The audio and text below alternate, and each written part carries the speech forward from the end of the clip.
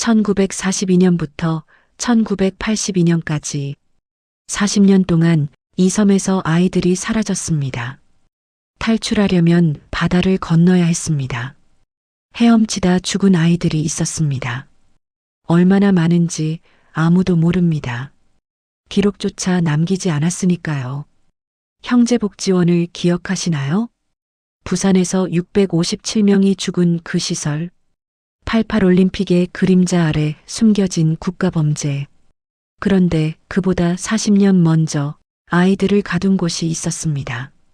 경기도 안산 앞바다, 성감도라는 작은 섬이 있습니다.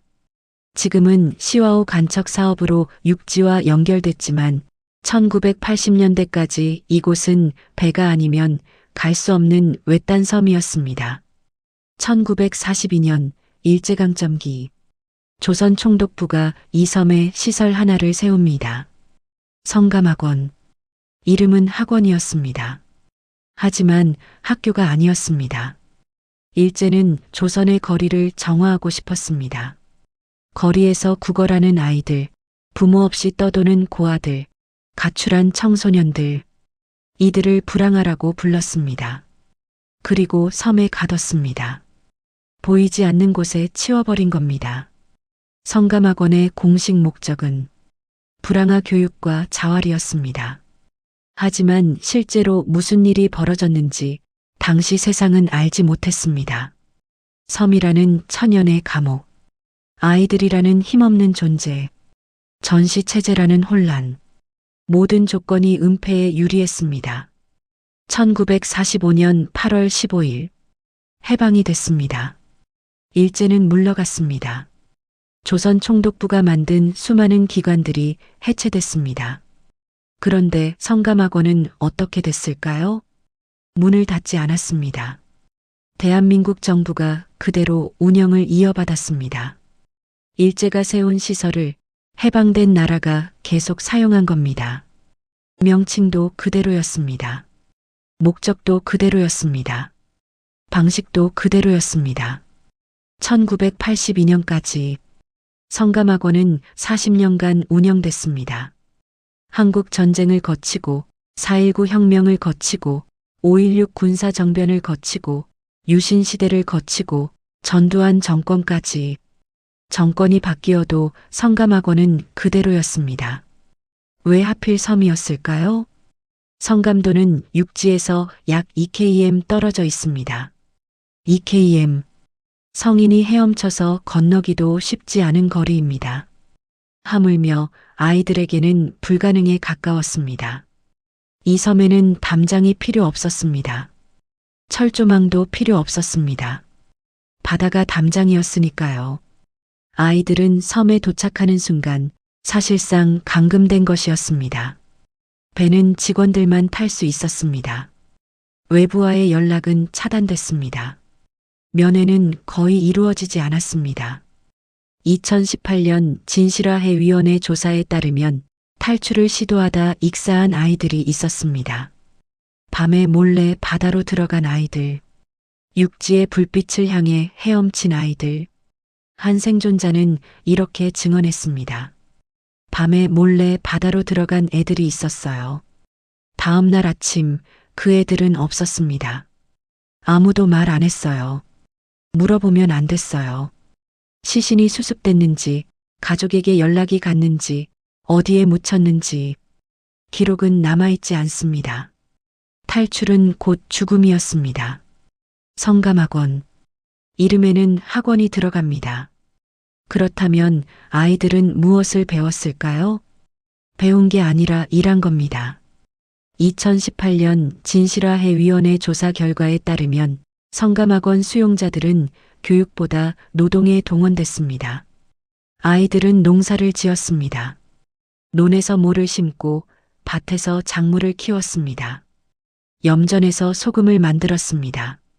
뜨거운 햇볕 아래 하루 종일 소금을 날랐습니다. 하루 10시간 이상. 대가는 없었습니다. 월급도 없었고 용돈도 없었습니다. 먹는 것도 부실했습니다.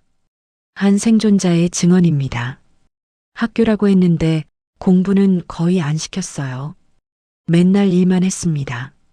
배고파서 풀도 뜯어 먹었어요. 교육은 형식적이었습니다. 실제로는 강제 노동 시설이었습니다. 그리고 구타가 있었습니다. 체벌이 아니라 폭행이었습니다.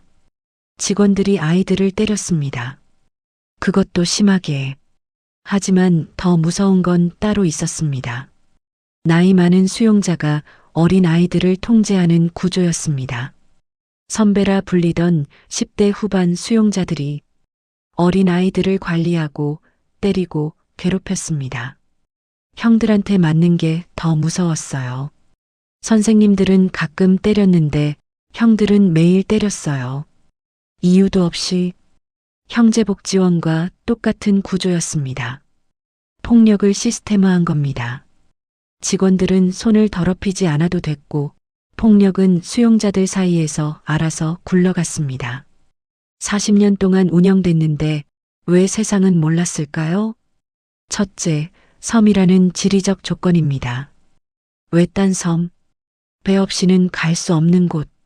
기자도, 인권단체도, 학부모도 쉽게 접근할 수 없었습니다. 둘째, 아이들이라는 약자였습니다. 수용된 아이들 대부분은 부모가 없거나 가난한 집 출신이었습니다. 목소리를 낼 수 있는 어른이 없었습니다. 사회가 외면한 겁니다.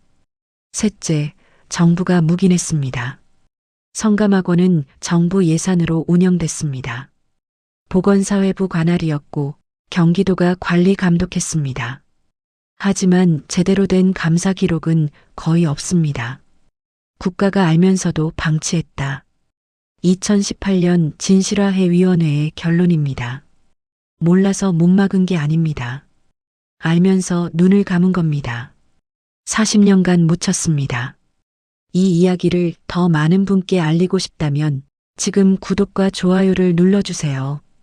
2013년 성감학원 생존자들이 목소리를 내기 시작했습니다. 우리가 겪은 일을 세상이 알아야 한다. 생존자들은 모임을 만들고 언론에 증언을 하고 정부의 진상조사를 요구했습니다. 그리고 2018년 진실화해를 위한 과거사 정리위원회가 성감학원 사건 조사에 착수합니다. 성감학원 진상규명 결정. 위원회는 다음과 같이 결론 내렸습니다. 성감학원 수용자들은 적법한 절차 없이 강제 수용되었으며 시설 내에서 인권 침해를 당했다. 핵심 내용입니다. 첫째, 적법 절차 없는 강제 수용. 대부분의 아이들은 법적 절차 없이 수용됐습니다.